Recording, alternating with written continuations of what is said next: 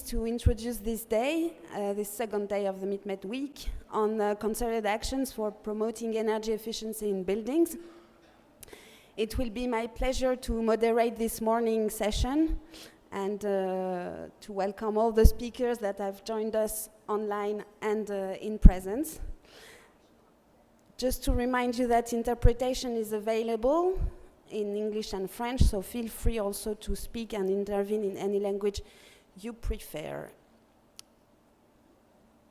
I will start now and present the program. A first session will introduce project objectives and outputs expected from this day of dialogue and with our guests, Agathe Lacombe, meetMED 2 project manager from ADEME, Alessandro Federici from ENEA Work Package 2 leader, Piermaion, who is online Work Package 3 leader, and finally Rui Fragozo from ADEME, who will detail the task 2.2. A second session will highlight feedbacks from the European experience with 3 guests, and that I will present and introduce later. And the third session will be a roundtable with several experiences from Tunisia, from the Global ABC, from Euro-Mediterranean programs for supporting local authorities, and I will introduce them later also. So let's start now the first session with Agathe, who will present the project objectives of today. And Agathe, you have the floor.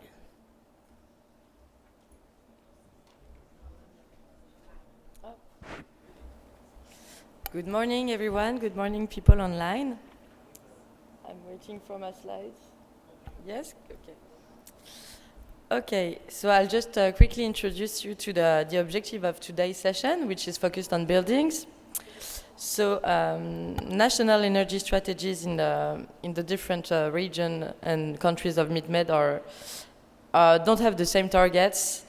But, however, what is similar in the trends of these countries is the building sector accounting for one of the largest energy-consuming sectors, responsible from 20 to 35% of energy consumption in the MED countries.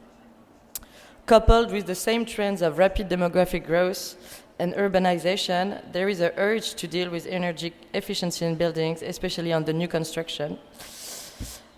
So the challenge is how to accelerate the implementation of measures and strategies, and to counter. How do I do? To counter the main challenges identified, which are the low enforcement of existing building codes, as well as the lack of harmonization in policy measures and monitoring, plus the lack of decision-making tools and the need to demonstrate the cost efficiency of energy efficiency measures. One of the main activities of meetMED 2 project is to organize concerted actions, such as today, based on the European Union model of concerted action. So concerted actions acts as consultation forums, which aims at bringing together the experts from the different energy building sectors to share information and best practices for improving energy management, energy efficiency, the use of renewable energy, as well as on increasing the resilience and the transition to clean and sober economy. So, based on the model of the EU, what is original for meetMED 2 project is that we want to gather together experts and stakeholders from the north shore of the Mediterranean, together with the south shore countries, to share information and best practices, and to build on the successful approaches of others for an effective transposition of both the harmonized regulatory framework and the technicalities in actions in the regions, because partners can learn from each other. So here the concerted action aim at involving national authorities, decision makers, but also experts to provide guidance and guidelines, as well as expertise and technical assistance to the ministries and the professionals implicated in the building sectors, which will be the main topic of the following presentation that my colleagues from the meetMED 2 project will present. notably Rui Fragozo from the Portuguese agency, and Marie-Pierre, which from ADEM, the French agency, who will present the main objectives of the different activities of the work package on buildings from the project. And we'll also have some keynote presentation from European stakeholders to share experience and virtuous experience from the North to the beneficiary countries today. Thank you for attending this session, and I'll leave the floor to Alessandro to further detail the Work Package 2 activities. Yes, thank you, Agathe. I don't know if you can see the presentation. Just a quick overview of the Work Package 2 about policies and measures.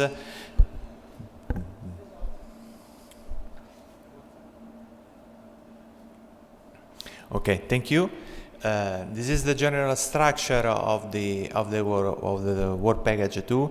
The goal is to strengthen the sharing of experience, good practices, information about policies and measures, in particular about buildings and appliances, and to implement, to develop capacity building programs, and of course through, for example, also the meetMED Weeks event, to disseminate the results of this project.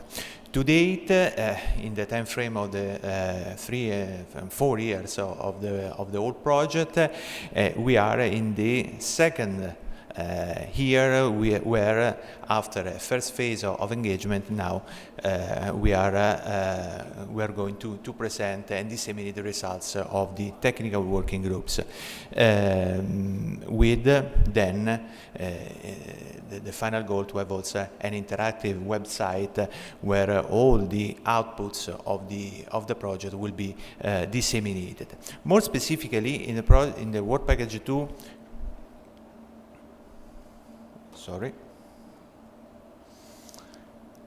Okay, we have 4 tasks. A first general task where we have an engagement plan. We already delivered an engagement plan, of course, to be continuously updated, enlarged, in order to involve as more stakeholders and experts as possible, and also with the goal to establish a permanent high-level forum where experts can share their experiences and good practices, such as during these days at meetMED Week. And then we have also 3, let's say, more technical tasks about buildings, appliances, and monitoring. The 2 concerted actions mentioned before by Agathe, with the goal to identify and adapt, adjust 10 different policies in different countries to be shared and replicated also in a different context, with also publications and in buildings and appliances about the issues about buildings and appliances. Last but not the least, also tasks about monitoring, with the goal to set a national monitoring system to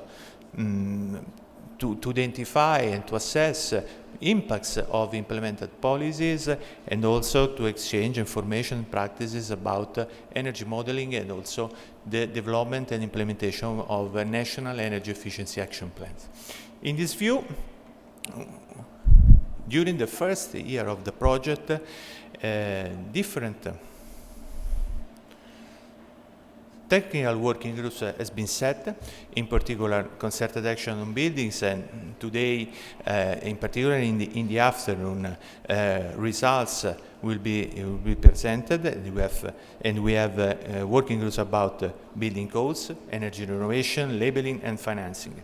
And also for appliances, we have 5 different working groups about standards, surveillance and testing, scrapping campaign, awareness raising, and financing.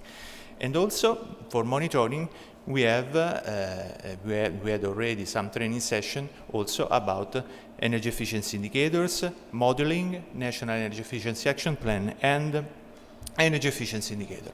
So this is a very quick overview about all our technical working groups. And now I guess that Rui and Marie-Pierre will go more in depth about the first one, about building. Thank you very much and enjoy this meetMED week and also this concerted action on building. Thank you very much.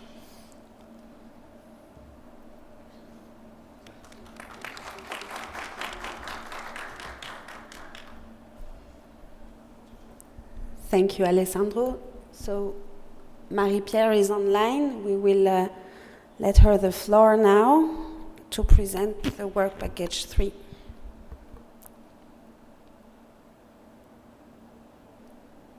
No.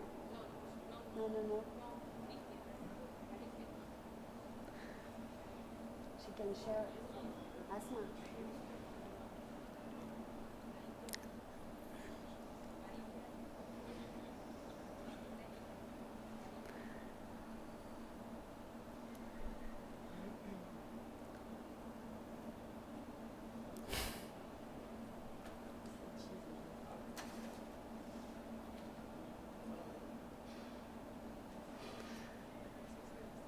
Good morning, Marie-Pierre. Can you hear me? But she has to speak. Okay. Hi everyone, I'm Piermaion, International Project Officer at ADEM and Work Package 3 Leader from meetMED. I'd like to thank meetMED partners to invite me to this first meetMED week and to join this second day on concerted action on buildings. As it was said several times yesterday, buildings and also this morning, buildings in Mediterranean area is a huge contributor to greenhouse gas emissions. And Work Package 3 aims at promoting energy efficiency measures in buildings while targeting 8 countries, Algeria, Egypt, Jordan, Lebanon, Libya, and Morocco. Through capacity buildings, activities and implementation of demonstration projects, it aims at adjusting and spreading energy efficiency tools and methodology among Mediterranean area, promoting provisional certification of sustainable buildings and spreading studies, guidelines, e-learning courses on energy efficiency in buildings.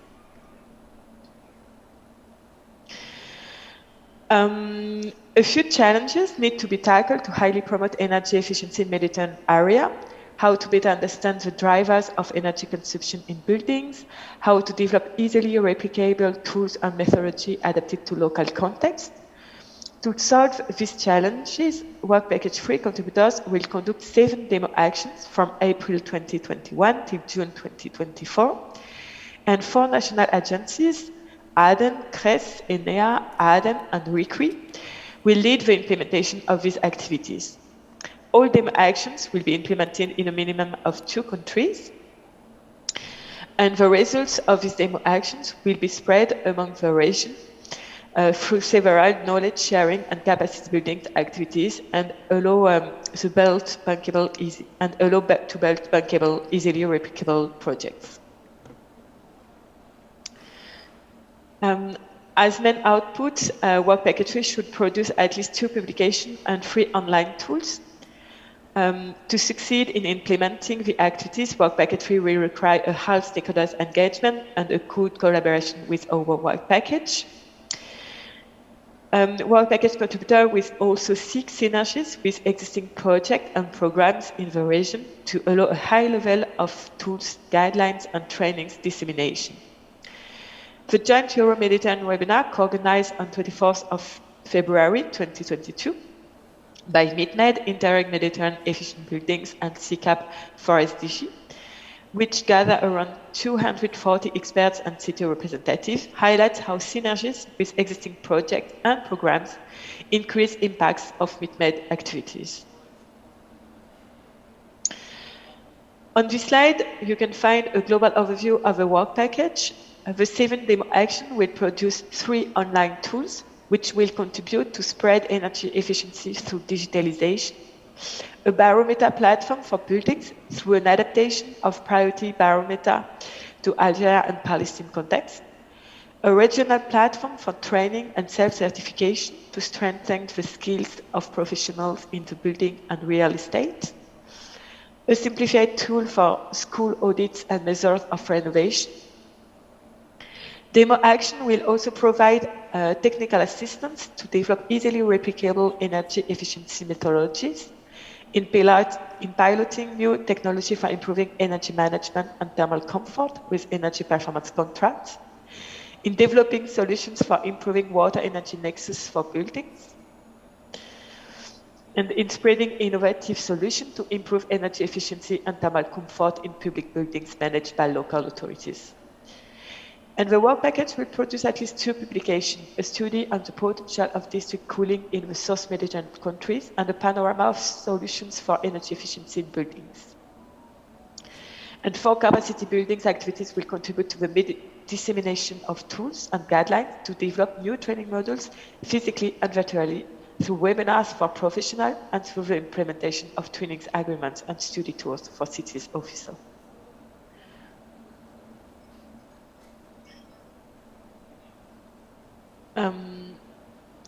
And I now end my presentation highlighting some of the first achievements of the work package. Regarding capacity building activities, a narrated training material on energy performance contracts is available online on meetMED website since end of 2021 for dissemination. A first study tour on training on district cooling was organized in Cairo, back-to-back with this meetMED week on 26 and 27 of March. And a joint Euro-Mediterranean webinar was co-organized on 24th of February with Interreg Mediterranean Efficient Buildings and CCAP for SDG, gathering around 240 experts and city representatives, and allowed a high discussion between experts and city representatives on more than 10 tools to promote energy efficiency at local scales. And regarding demo actions, several technical meetings with experts were organized to contribute to the realization of a state of play on needs for assessment. And as next steps, capacity building activities will focus on the implementation of twinning agreements and the organization of study tours and exchange meetings, and the development and dissemination of new online training modules and guidelines, while demo action will finalize the selection of pilot sites to start the implementation of demonstration project. Thank you very much for your attention, and I give the floor back to Alicia. Thank you very much, Marie-Pierre. Now we will welcome Rui Fragozo from the Portuguese agency, who will detail the task 2.2 on concerted actions on buildings. Rui.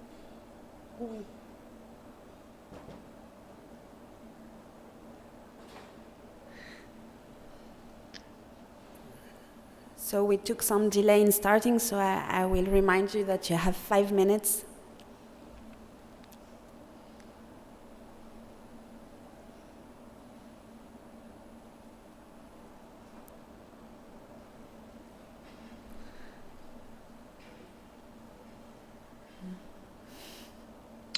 Hi, good morning all. I believe you can hear me now. Perfectly. Thank you. Let me just put the presentation on. So, good morning all. Good morning to all in Cairo. Good morning to all online.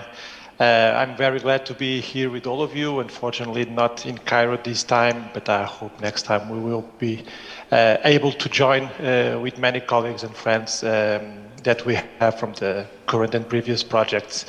My name is Rui Fragozo. I'm the task leader of the concerted action on buildings on this meetMED project.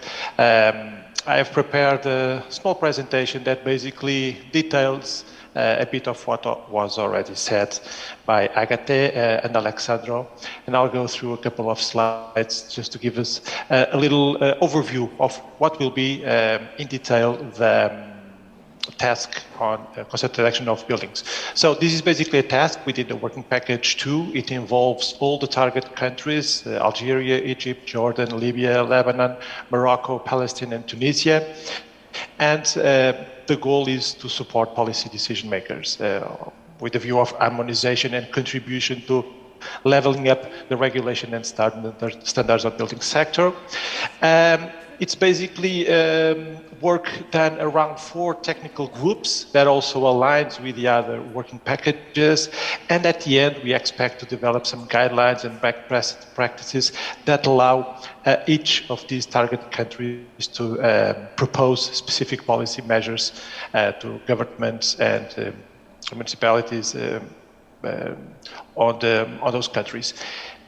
The structure of this project is very based on the existing structure of the experience coming from the European Union concerted actions. There are currently 3 concerted actions on buildings, on renewables and energy efficiency. I'm very glad that today we will have the concerted action on buildings coordinator speaking with us in a couple of minutes, providing us more detail of the impact of this project at the EU level.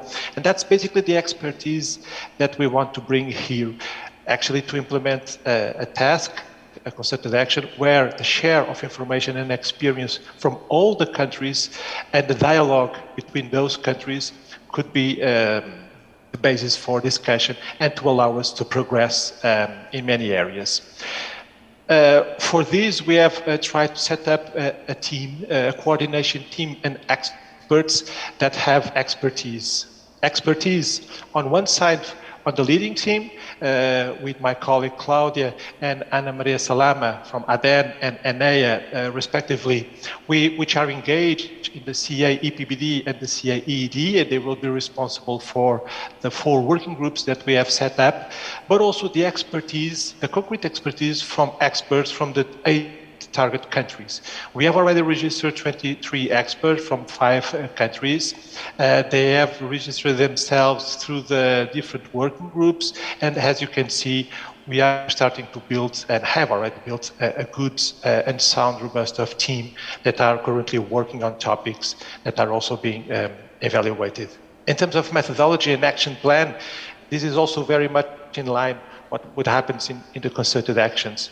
We basically have some preparatory work. We go into plenary or working group sessions, into discussions, then we do the reporting, and then we go around into preparatory work, and we go through this workflow until we come up at the end with guidelines and best practices that can be used. We also have different tools that we can use, from best practices, questions and surveys, studies or interviews, or even invitation to external speakers. The setup of additional topics or working groups, or webinars and meetings like the ones we are having today in the afternoon, which is basically using this meetMED week session. In terms of deliverables and indicators, there are 2 specific deliverables, which are the whole task force notice, basically the whole reporting we have from the sessions and from the meetings. So basically summarizing everything that we learned from the sessions. And at the end, we will have some guidelines and best practices. So the idea is to draft guidelines on each of the energy efficiency, on the working groups on one side, based on the work done at those working groups, and at the end allow also to review and contribute to the final guidelines, which will be a document embedding all the findings from this task tool. The main idea to come up with relevant policies and measures. At the end, we'll have indicators.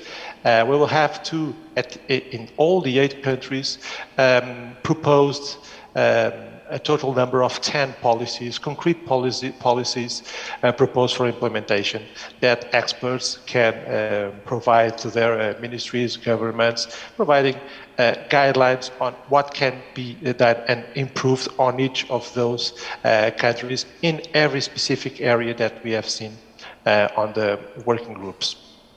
Coming at the end, what have we achieved so far? Well, we start building most of these on the first meeting we had in November 21, with some introduction work to this work package, activities and outcomes, also the identification of experts from each target. We also had the chance to map the topics that each expert considers the most relevant to be discussed, also based on their own specific conditions and perspectives.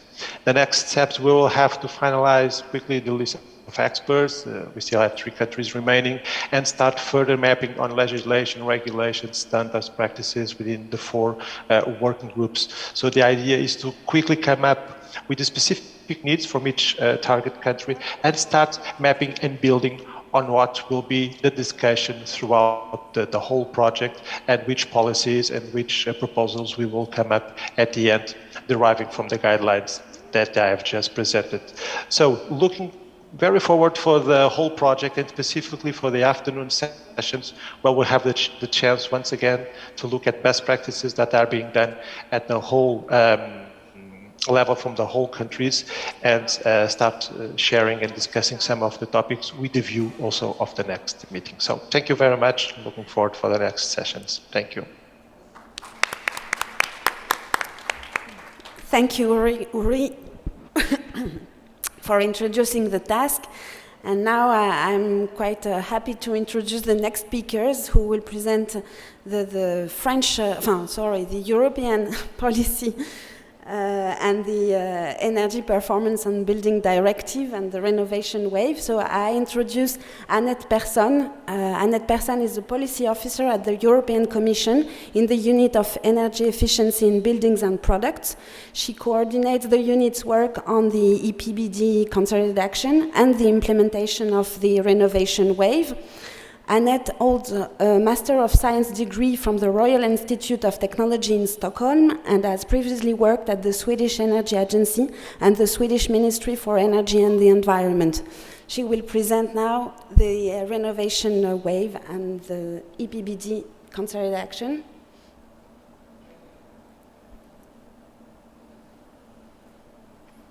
Many thanks for this introduction, and hello colleagues in Cairo and online. I'm very happy to be here with you today to give you a background to the European building policies related to energy efficiency. I hope that you can see my screen and hear me well. So, as I said, I would like to give you the background with the Renovation Wave, which is an important part of the European Green Deal. And it's really about kickstarting a European renovation wave, and also to make the European Union a leader in the circular economy. But as you are well aware, with the recent events, with the war in Ukraine, with the high energy prices also before, the scene has changed dramatically in recent times, and I would just like to point also to a few of the recent communications from the Commission. So on the 8th of March, there was the communication on Repower EU, with a joint European action for more affordable, secure and sustainable energy. And this is really about short-term measures for EU gas stocks for next winter to diversify. Sorry, Annette, do you share your screen? Yes, you can't see? No, we don't see your screen. Okay, then I will try to share it again.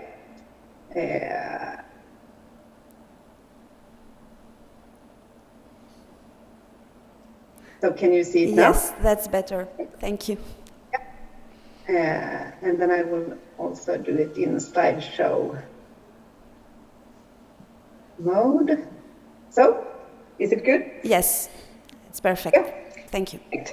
And then it's also about diversify gas supplies and also to accelerate the European Green Deal. So there might also be a discussion on raising the current targets. And also following this, on the 22nd of March, there was a follow-up communication, which was also more focused on security of supply and affordable energy prices.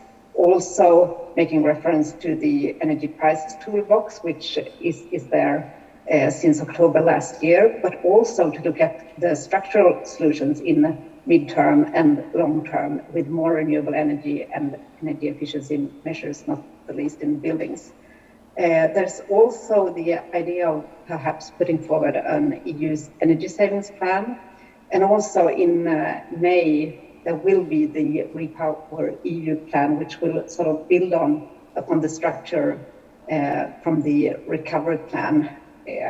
So this is something that which is being prepared right now. And of course, all these actions that were already announced in the Green Deal and in the renovation wave, especially for the renovation of existing buildings, for the phasing out of fossil fuels in buildings, of course, these actions are now even more important. And the renovation wave strategy lays the foundation. With the renovation wave strategy, there are 23 actions that come along it, and the aim of these actions as a whole is to double renovation rates until 2030, and also to make sure that renovations lead to higher energy and resource efficiency. And as you are probably aware, in Europe, the building sector is one of the largest energy consumers and also responsible for more than 1/3 of the energy-related carbon dioxide emissions. And only about 1% of buildings undergo energy-efficient renovations every year. And roughly 3/4 of the existing building stock is energy efficient. And a lot of the buildings we have today will still be there in 2050.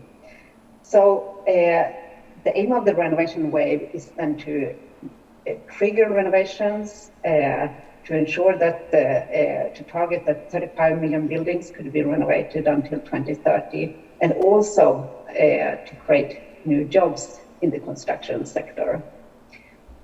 And of course, decarbonization of heating and cooling is very important also for reducing the gas dependence. It's also very important to tackle energy poverty and worse performing buildings. And the renovation wave puts a special focus on public buildings such as schools and hospitals and social infrastructure. And accompanied with the renovation wave, there are also financing tools. And one of the most important financing tools has been the resilience and recovery plans with the specific Renovate flagships, where all member states have made their own plans for renovations. And one of the 23 actions announced in the renovation wave communication was the proposal for a new recast of the Energy Performance of Buildings Directive. And this was adopted on the 15th of December last year, and it is now being discussed in Council and in Parliament, and hopefully, well within a year, we will have an adopted final text for this. And one of the key measures in this new proposal is the introduction of minimum energy performance standards for existing buildings on an EU level, which means that the worst performing buildings across the EU would have to be renovated. And the proposal also contains updated rules for the energy performance certificates to make them a better information tool and also to ensure that they are of better quality.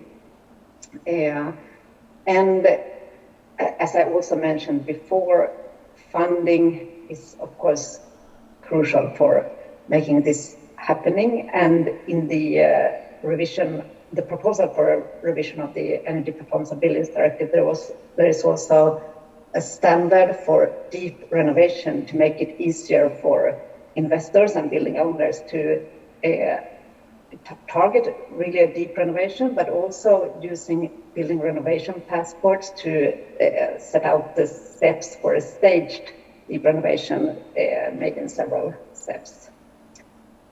And in addition to energy performance of buildings, of course, the use of renewable energy in buildings and also buildings being used for producing renewable energy is, of course, really important. And the neighborhood approaches for local energy communities is key to this.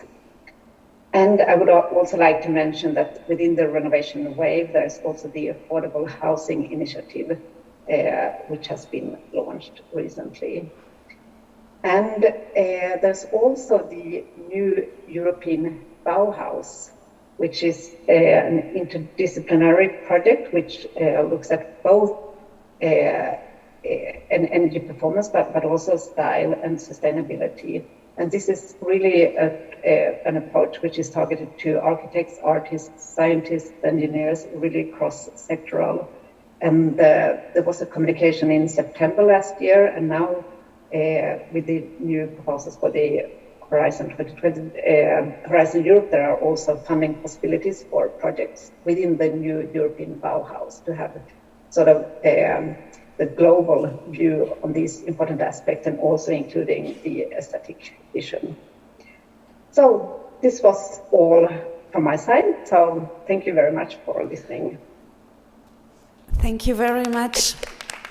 Thank you very much for this important insights on the EU strategy. Now I will introduce Jens Laudsten. I'm sorry if I don't pronounce it correctly. Jens Laudsten is a Danish architect with a long experience in energy performance in buildings and energy efficiency in general. Currently, he works as the chief consultant for the Danish Energy Agency, which is a part of the Ministry of Climate and Environment in Denmark. For more than 3 decades, he has worked with energy performance of buildings and with design of policies to improve energy efficiency. And this includes working for the IEA, for example, the International Energy Agency in Paris, different international organizations. And he will now introduce he's the coordinator of the concerted action in France, in Europe for the Energy Performance in Building Directive. Jens, the floor is yours. Hello, and thank you here from Denmark, where you can see that we have a lot of sun, so we're not envying you. I'm trying to share my screen. Should be here. Hope this is coming up now. Yes.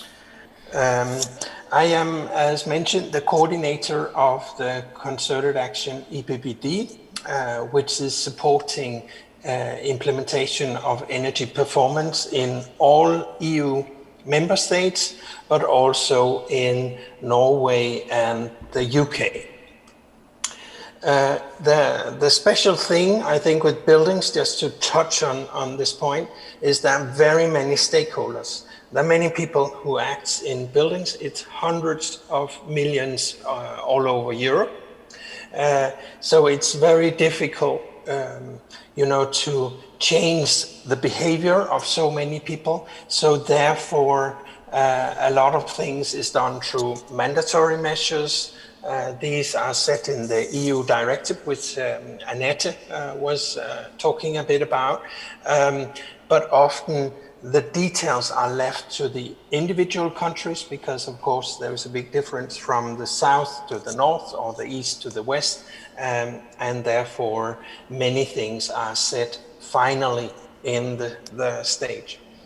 The first directive was from 2002. It was updated 2010 and 2018. And now it's getting updated again, as mentioned by Annette. The concerted action have followed these directives all the way since the first one in 2002. And every time we work with nearly zero energy buildings, building codes, we work with cost optimality, we work with EPCs, we work with all the paragraphs. This was the older revision, and again, we have a newer revision from 2018, which includes a lot of new things like electromobility, long-term renovation strategies, smart buildings, smart finance, fuel poverty, one-stop shop, and many, many other things. The Concerted Action 5, which is the project which is running now, started in 2018 and will end later this year in October. It followed 3 previous concerted actions, all the way since 2004 at least. and it builds now on the recast directive and the amending directive from 2018. The idea of the concerted action is really to support the implementation, and key point for this is the share of experience between all countries. You can say we have 29 countries that are trying different things. Some make one mistake, others make other mistakes, and somebody gets it right. So we try in this project to find out how can we learn from each other, how can we share the good experience, how can we learn from mistakes so we don't have to compete them all, everyone. And we have confidentiality, otherwise we can't get people to say, oh, our country is not doing very well here, we would like to have your help, how can we improve this? It's a lot about lessons learned, best practices, and in a good environment where, as Rui mentioned, we meet people from every country. They discuss for 2-3 days, and then we go back and we try to implement what we have learned. Just to say a little about the complexity in this project, we have different teams. It's like the working groups Rui mentioned. It's a new NCEPS building, so very low energy consumption. It's building codes, it's existing buildings, it's the renovation strategies, it's EPCs and training, it's smart buildings. So this is blocks of the directive where some different people are working in each block of these. But we also have some cross-cutting where we look at technical elements that could be standards. We look at finance, because without finance, none of these things are happening. Or we look at impact and capacity. On top of this, we have our different tasks helping all these questionnaires and lots of other things. We have communication.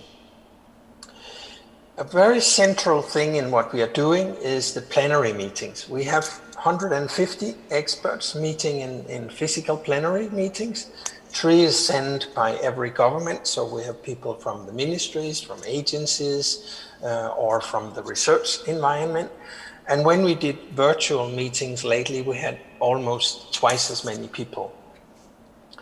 They are a very powerful audience, as I used to say, because they represent hundreds of years of experiences and making mistakes, as well as finding out what works for different groups of people, different types of buildings.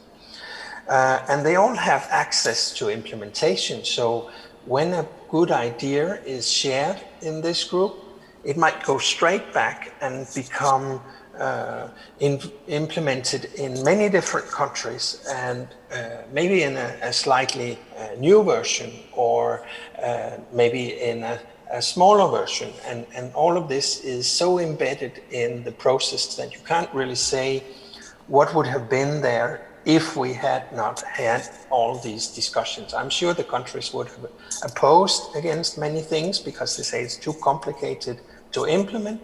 But if Denmark can learn from Germany, or Belgium can learn from Netherlands, then maybe it's easier to do it. We do these meetings every 7-8 months.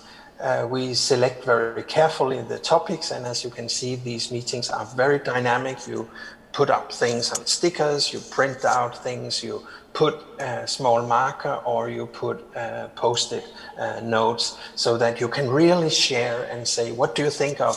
What is the key problem here? What is the best solution? Many lessons have been learned, and this is important on how to do things, and that could be calculations, templates for EPCs, procedures, compliance, training, information, but also on how not to do it. So what went wrong and how can you fix it? And how can you ask other countries, what did you do to fix this problem? And I think that's our key thing to do, which is very different from other countries. For you, I would highlight that we have something called central team reports. So each of the teams I presented before, they do a report, for instance, on existing buildings or another example could be technical issues. And then in this, you can read a little about what was learned, what were the lessons. And we have done 9 different reports, and we have a new version of all of these reports under preparation. We also have a lot of specific country material, and you can go there and you can learn what happened in Germany, what happened in Netherlands, what happened in Italy or in Portugal, if we mention Rui's home country.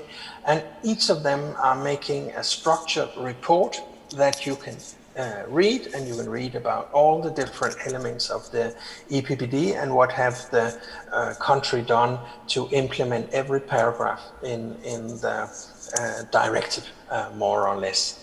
There are 34 reports from 20 country reports, and then 2 countries they work with regional reports in Belgium and in the UK. I think you can really be inspired by these reports, and many times there are a lot of links, as you can see in the second report on the screen with all the blue, that would give you a link to different pages. We put this into a database, and we have the reports in PDF, but you can also go in and see small bites of this. You can find it on our website.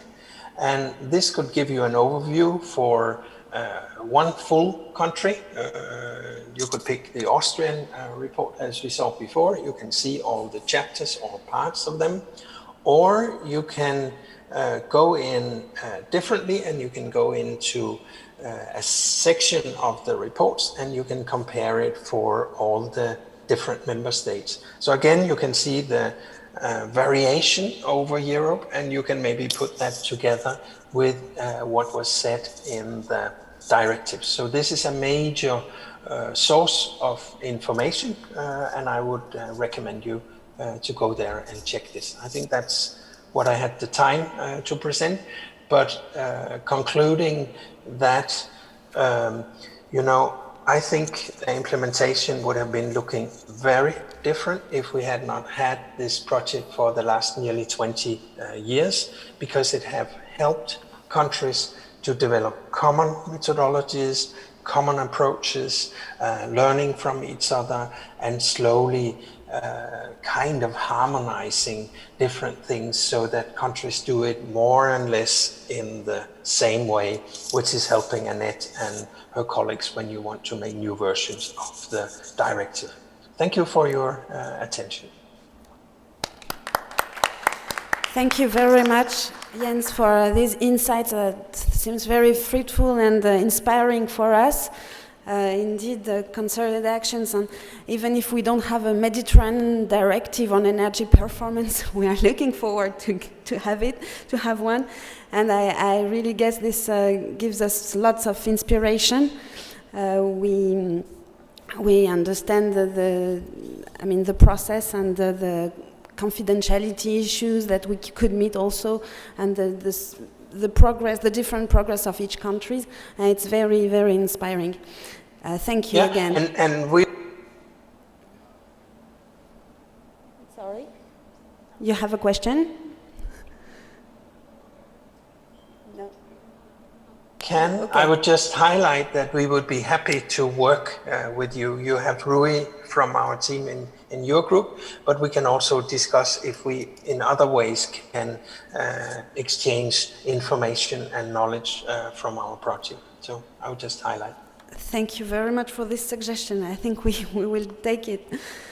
Indeed, now we stay in Europe because Rui will present us a study that has been done by the ENR network, which is a kind of network of energy agency in Europe. And he is currently the head of the project department and the chair of this building working group of the Energy Agency network. So he will present the results of one study that has been released in 2021 under French presidency, ADEME presidency.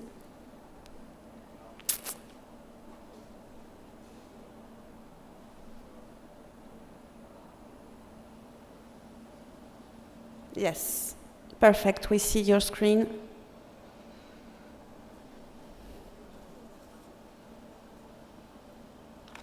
Okay, I believe now you can hear me. So good morning again. Great to have that presentation from Annette with the EU framework and current policies, and now with Jens, that inspired presentation on a concerted action, which we will try to take out the best for our meetMED project. A brief overview on the role of the NER Agency on implementing the renovation wave. The European Energy Network is a network that was established in the 90s. It gathers 24 national energy agencies with a focus on promotion on energy efficiency and renewables. It usually has a plus, which has the current presidency, the former, and the future presidency engaged within the support of the president, which at the moment is the Portuguese Energy Agency, the NER presidency. Current presidency will focus on 5 thematic areas on energy poverty, energy communities, water, energy nexus, cooperation and green jobs. And all of this work in great part will be dealt with the support of working groups dedicated to 4 topics: industry and enterprises, behavior change, buildings, energy efficiency, labeling and eco-design, monitoring tools, renewable energy, and transport. Specifically on buildings, which I'm responsible for, it was very glad for the whole buildings working group to support ADEMS, the French presidency agency, developing a study which focused on what are agencies doing and how they align themselves with the renovation wave. We have already heard from renovation wave from Annette. So basically highlighting here that this is relevant for the EU context in terms of energy reduction and also to renovate those 35 million inefficient buildings that Annette mentioned, and those priorities will be the energy poverty in the worst performing buildings, public buildings, and also the decarbonization of heating and cooling. Going directly into the study itself, it was a study done very recently. The link is here and it's available at ADEM's website. Basically focusing on the outcomes. The outcomes were 8 types of intervention and support that were identified, which agencies are involved, 4 cross-cutting subjects, and 4 recommendations from the network itself. In terms of intervention, agencies are very much engaged in information and awareness, programs and labels. These are supporting national and local authorities with many topics in many of the areas where agencies are working. Monitoring tools. Most of these agencies are also gathering data that supports most of the policies that are being drawn at national and local level, and they also provide technical and financial assistance, not only for residential, but also for public-owned and commercial buildings, which allows very direct contact with many of the stakeholders involved in the renovation process of buildings. Networking activities, capacity building, and qualification of actors, very relevant, and also the contribution to research and innovation. Many agencies are involved in many projects, like the meetMED one we are having today, and those 8 topics were the key topics of areas where agencies are involved and supporting the renovation wave. The 4 cross-cutting topics that were identified were the one-stop shops. They keep popping up as a relevant tool to support renovation. Also the combating of the energy poverty, the support of the self-renovation practices. It's a practice that some members are engaged, and also recovery plans. Most of the recovery plans that member states are now implementing are also dedicated to renovation of buildings, and this is very relevant. Finally, the recommendations that came out were actually to support even further the development of one-stop shops, the importance of mechanisms dedicated to energy renovation of buildings, specifically financial mechanisms, the role of self-renovation, like I mentioned, in order to massify any renovation, foster capacity building and qualification for the professionals, a very concrete topic on the circular and low carbon solutions for building renovation as something that is building more and more with time. Like Annette also mentioned, the area-based approaches, the neighborhood, the integration, the collective of approach is very much relevant, and digital tools. These play a critical role in many of the areas where agencies are involved, and also within the whole renovation wave. And that's my presentation. I invite you all to go into the NER network website, download this report, and learn a bit more of what agencies are doing. So thank you very much. Thank you very much, Rui. Now we will have maybe a few minutes Q&R. If you have any question or remarks from what you have seen on the experience of Europe on concerted actions. No questions? Okay, so let's continue then. Are there any questions on online? Or remarks? No? Okay. So let's continue now with our third session to be more on the achievements and on the success of several projects and programs. We will be focusing on the dialogue needed to implement strategies and policies on building sector, and indeed we will have several highlights. And the main issue is, of course, to accelerate efficiency measures in buildings. In Tunisia, in June 2019, there were a first meeting of the REN network organized during the first one of the meetMED. And the recommendations were drawn in the report, which was released within the meetMED and is published on the website. And unless the pandemic and several crises that were reminded this morning by Annette and Rui on not only on energy supply but also climate change issues, the progress remains very slow in the countries.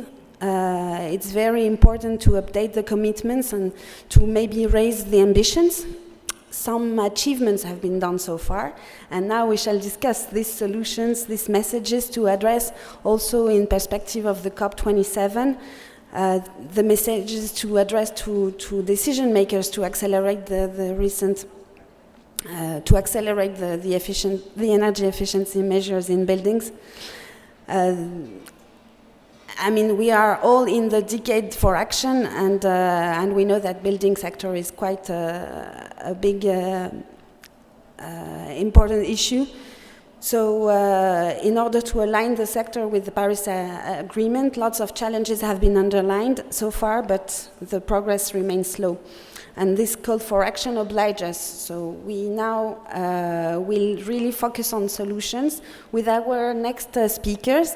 Mr. Chiello, Dario Chiello, you are in charge of a technical assistance program in Algeria, especially. Could you tell us what are the main challenges for enforcing regulation and set a national dialogue for promoting green and efficient building construction?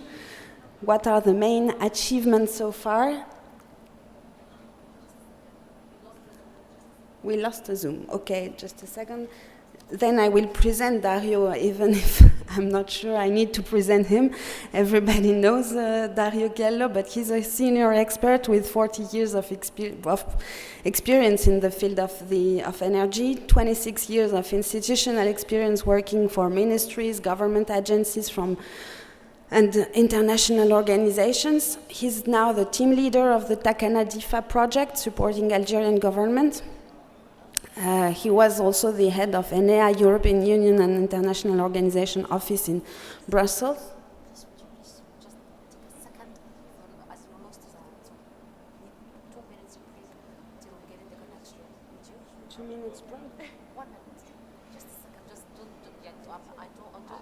I shouldn't speak during 5 minutes, for 2 minutes.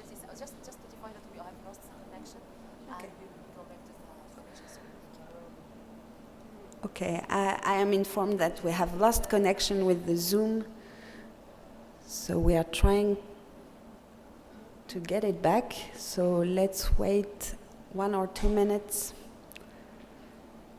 for solving this technical issue.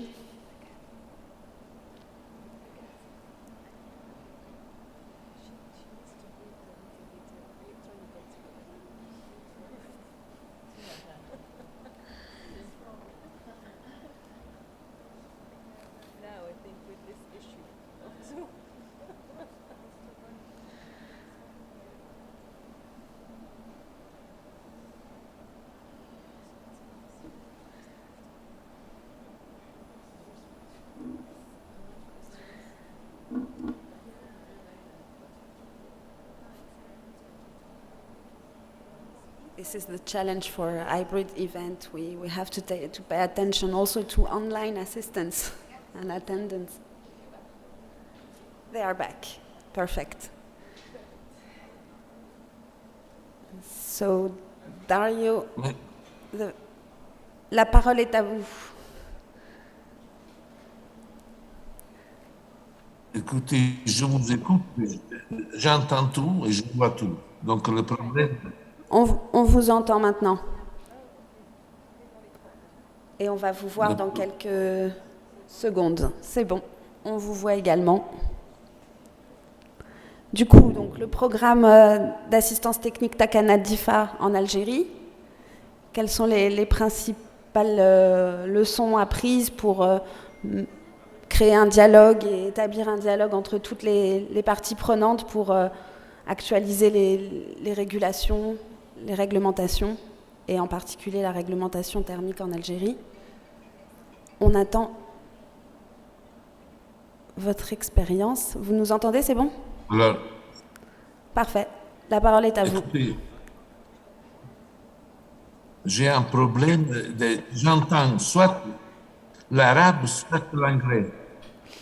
Alors ça, c'est la question de l'interprétariat. C'est impossible de m'en passer de l'arabe et de l'anglais. J'entends la dame qui parle arabe et la dame qui parle anglais qui se surposent ensemble. He's listening both Arabic and French. Et il continue comme ça, c'est très compliqué. C'est très compliqué. Est-ce que je peux parler sans que les interprètes se supposent, s'il vous plaît? Non, pas possible. La dame qui continue à parler arabe à côté de moi.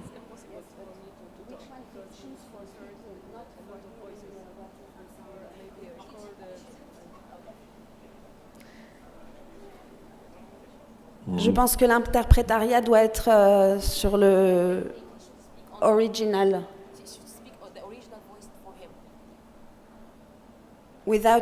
Sans interprétariat pour vous.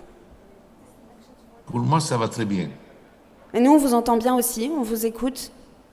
Alors, est-ce que je peux continuer? Tout à fait.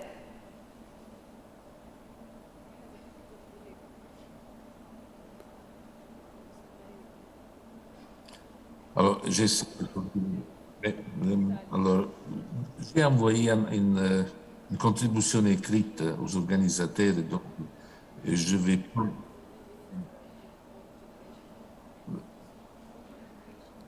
Non, écoutez, il y a un problème ici. Je n'arrive pas à parler parce que la dame qui parle arabe se suppose à tout le volume sur ce que je viens de dire. C'est impossible. Il faut retirer en fait l'interprétariat de votre côté. Il faut mettre en langage original. Vous n'entendrez plus l'interprétariat en principe. Je t'entends très bien. Je t'entends très bien.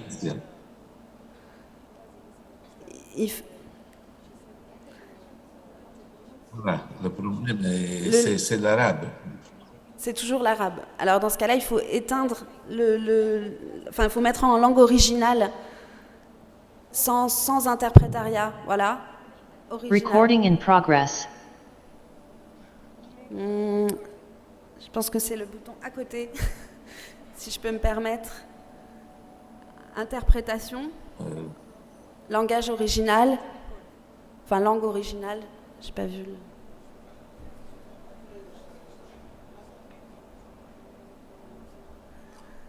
C'est la interprétation sur le petit, enfin sur la barre d'information, d'instruction.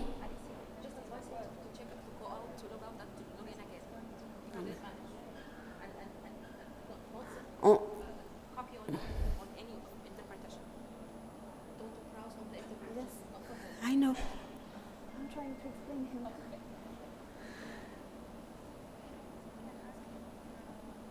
Est-ce que vous y arrivez? Il faut pas mettre d'interprétariat en fait pour vous. Et en principe, vous n'entendrez pas la langue arabe. Vous ne serez pas sur le canal de diffusion arabe.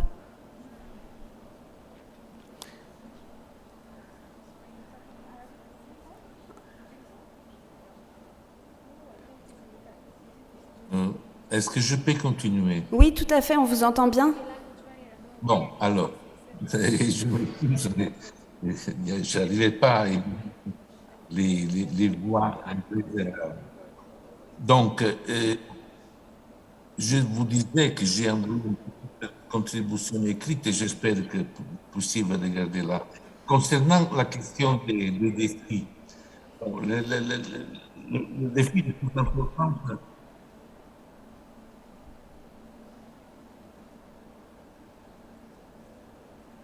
alors, le défi le plus important en Algérie a été de convaincre les administrations centrales de l'État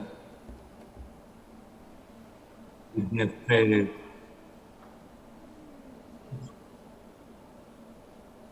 Non, Alice, è impossibile de continuer. La dame qui parle arabe, elle parle trop fort et Alors, il faut essayer de se déconnecter et de se reconnecter.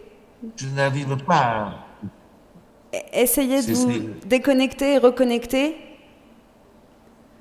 Et on va aller en Tunisie quelques minutes, le temps de régler cette question.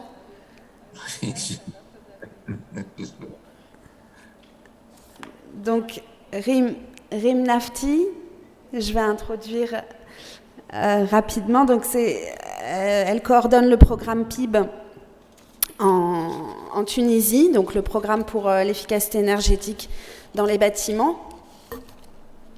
Et voilà, donc ingénieur de formation qui a plus de 10 ans d'expérience dans la coopération internationale, à la fois l'Union européenne ou la coopération allemande dans les domaines de l'énergie, de l'environnement et du changement climatique, va nous présenter donc les principaux enjeux du programme PIB et les achievements.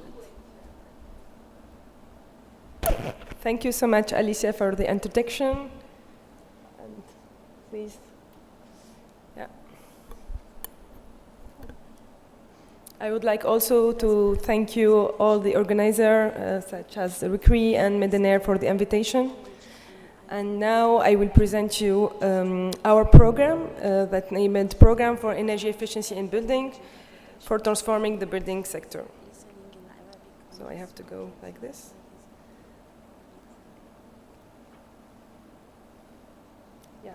So our program, a program for energy efficiency in building, it's an international initiative that with objective together for an efficient, resilient, and a low emission building sector. So that we develop a tool, we identify needs and opportunities in the national country that we intervene. So just I will the PIB. Our program is initiated by two governments of France and Germany by COP22 in the context of the global ABC, and the implementation is a French Agency of Development, the German Corporation, and the Environment Development Agency of France, ADIM. It's like that. For energy transition and conservation. Yeah. Okay, there's no problem. Yeah. So our services, PIB combines advisory services, technical assistance, and financing for energy efficiency in large-scale projects. So we intervene like advisory for partners country to improve their policies and standards, and also regulation. They assist them for all regulation and standard for sustainable building, expertise among professionals in private and public sector, and finally in finance to mobilize innovative financing solution for large-scale project. The PIB Secretariat is 2 years in France, and after that moved 2 years in Germany, and we intervene in 5 countries, so Morocco, Senegal, Tunisia, Vietnam, and Mexico. We sharing also our knowledge and international partnership. Knowledge we share in green buildings, criteria, business model, and monitoring and verification system. Our events, we are present in the COPs and ICCA, and cooperation with NDC Partnership and UNFCCC. So maybe I will let you in a little overview from the field activities in our country, in Tunisia. I will briefly introduce the building and the construction sector accounts for 35% of final global energy consumption and adopt about 1,400 CO2 related to energy in Tunis. So that's why we need a clear strategy to implement some activities. Our objective in Tunisia is to improve conditions for the implementation of major projects, increase the energy efficiency and building, and our components in the projects are policy advisory, human capacity buildings, financing and knowledge management and dissemination. Here there is a big achievement result. We make a mapping of a building sector in Tunisia, and now we have a mapping for all the building sector. We work that with UNESCO and KAV as a bank. We designed a financing energy efficiency project that we made 3 training sessions for policymakers and professionals. And we designed a curricula of thermal regulation and of new building that named RTBN in Tunis for the benefit of municipal field control agent, expert and technical control officer, such as also engineer and architect. And we designed a manual of best practices for design and renovation of building in the health sector. And we make also 3 training awareness raising sessions for using the best practice guide. So until now, for this year, we account to make a diagnosis of energy performance in buildings, and we account to do a labeling for our buildings, essentially for rent or for selling. And we design a new tool of calculating the category of the APCs of our buildings. So thank you so much.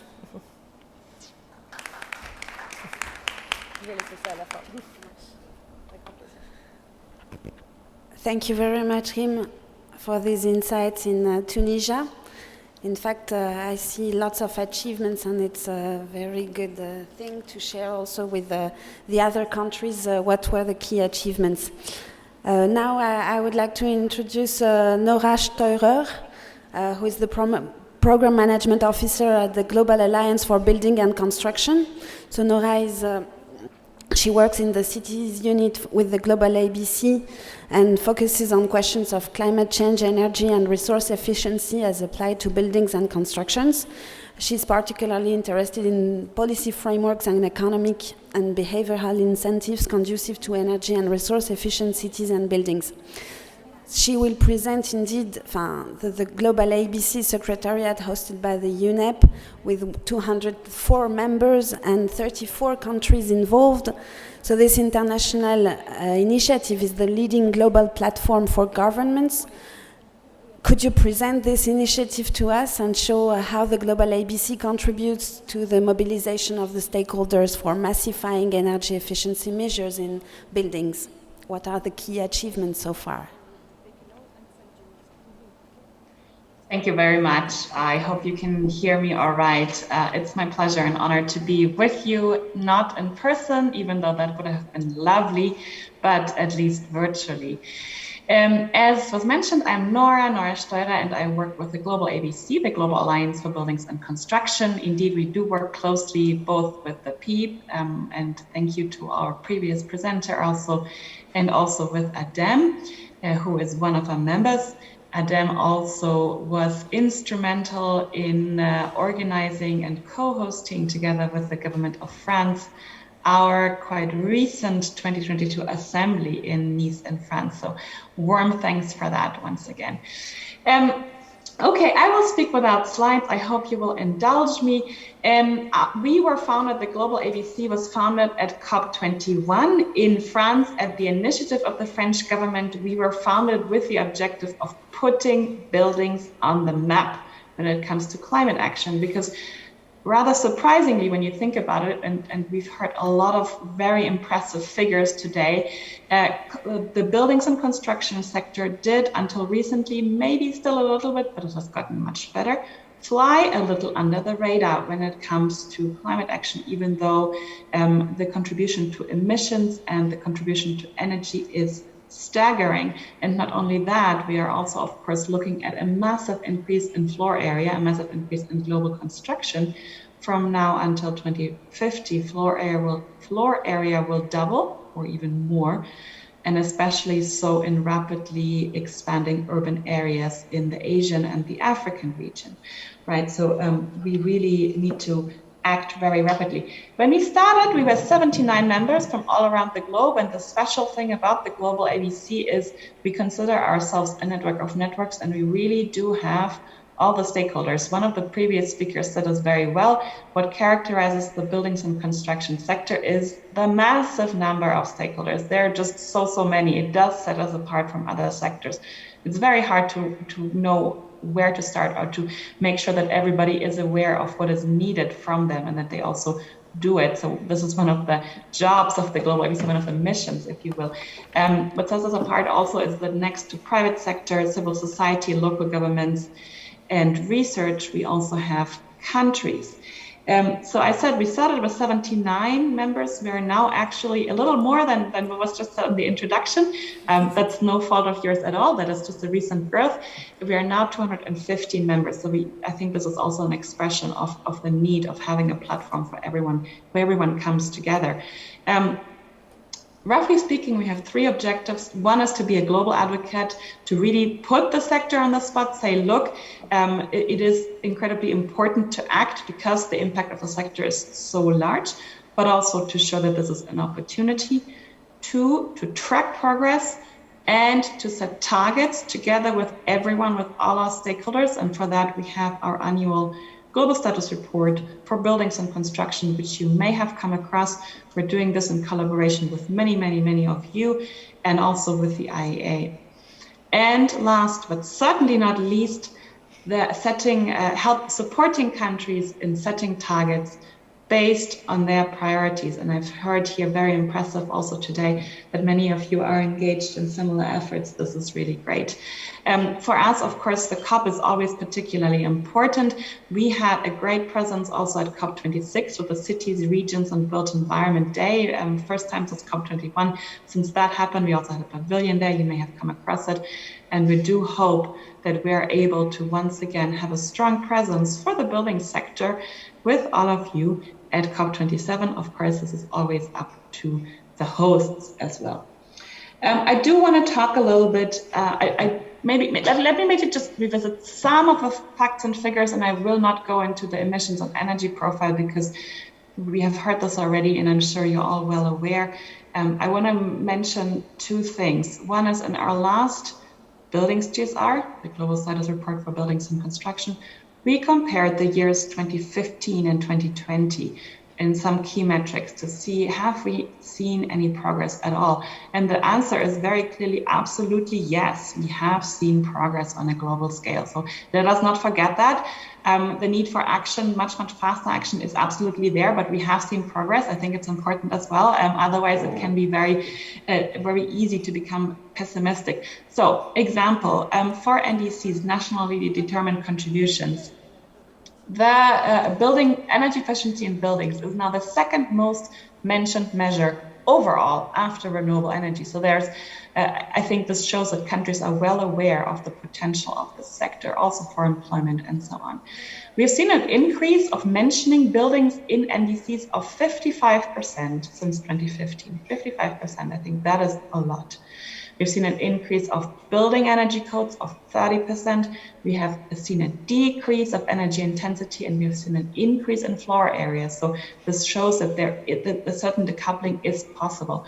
Now, the problem that we're facing, of course, is that this is all not going fast enough, given the massive amount of construction that we're facing. And we have developed a so-called Global Building Climate Tracker, which combines 7 indicators, things like renewable energy in buildings, energy efficiency in buildings, building codes, NDCs, the things I just mentioned, combines it into one single indicator. What we see, interestingly, in 2021, which looks at 2020 as the year of analysis, is that, well, if we just ignored the situation we have been in, still are in some way, which is COVID-19, it looks actually as though we were on track towards full decarbonization by 2050 for the building sector. Now, wouldn't that be great?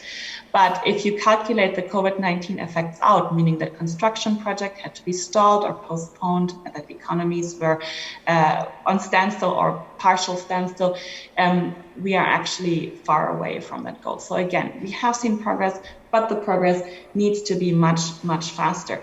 Building codes, I think it's fantastic to hear that so many of you are engaged in working with countries from the region here, from the MENA region, on building codes, either on developing or updating them, or also on the issue of enforcement, which I understand is a challenge in the region.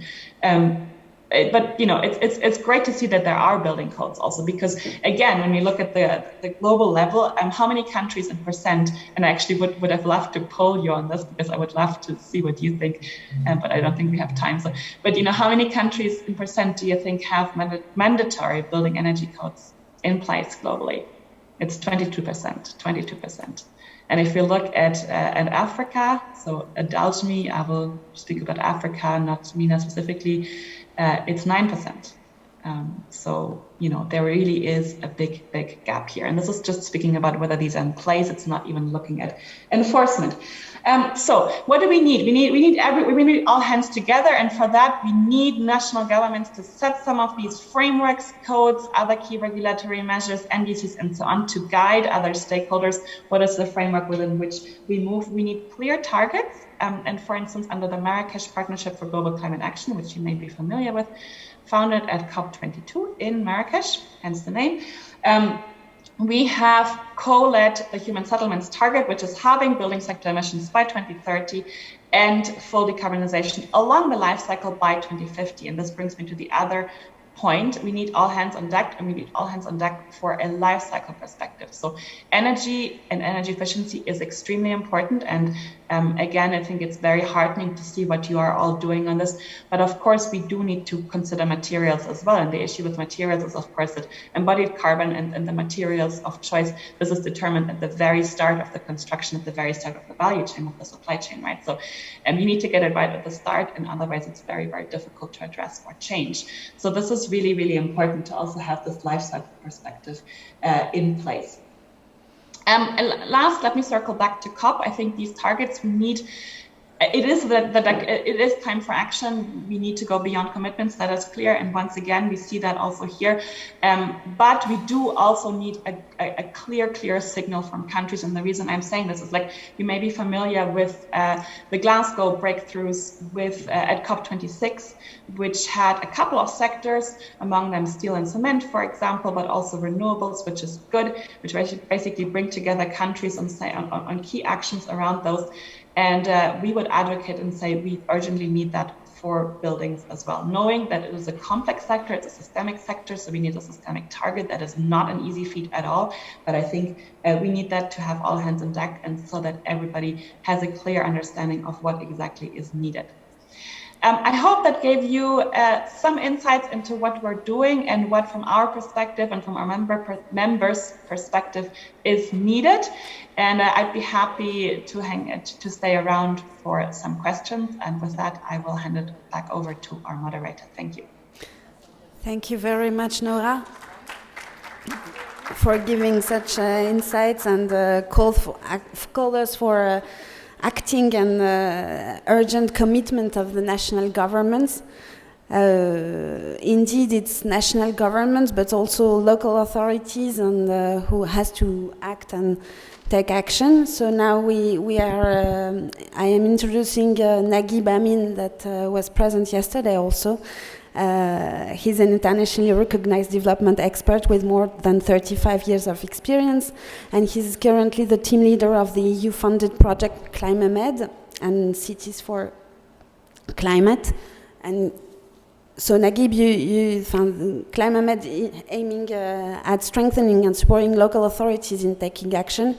Yesterday you were saying about finance challenges, and now could you insist on what role could local authorities play for efficient and resilient buildings?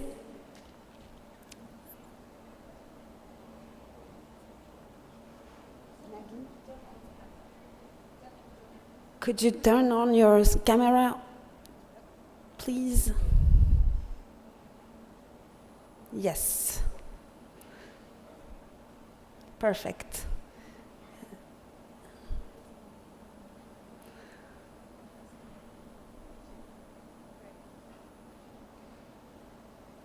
The floor is yours. Your mic is... Okay, thank you. Thank you very much.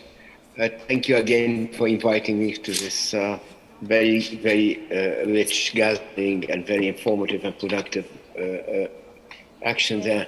Indeed, if we are to work on buildings per se, of course, one has to assure that there is a national strategies. As Mr. Chalou has said, the most important thing is to convince national authorities to take, to put down the framework of actions at national levels. But, and definitely through our experience working with about 100 cities in preparing sustainable energy action plans, the most important and the most demonstrative activity and actually the easiest one that they would do as a local authority is to change the buildings, both codes, and also to take physical design and the refurbishing actions on the municipal buildings. In this case, in some countries, the municipal buildings the municipally managed buildings are very extended. They can include schools, prayer areas, and of course other public sectors buildings. But also at the level of municipalities, local authorities, and regional authorities, of course, usually following the directive of the national authorities, they can at least implement, enhance, and facilitate both the changes, the building refurbishing and adaptation of existing and for newly to be built both housing and industry and etc. constructions. To sum it up, in fact, the importance here is to allow through the plannings of at local levels the inclusion both practically and legally, and also to facilitate the finance of actions on buildings. If we do that through the legal and planning frameworks, we can enhance very rapidly the whole application in these terms. Of course, again, the financing system of refurbishing, of building adaptation is very important. Again, once the national level are agreeing, and at the local level, we can mainstream downwards towards a larger and more systematic application of these norms. Thank you very much. Thank you. Thank you very much, Naguib. Indeed, local authorities play a crucial role in public buildings, but also in planning and enforcing the regulation, the national regulation.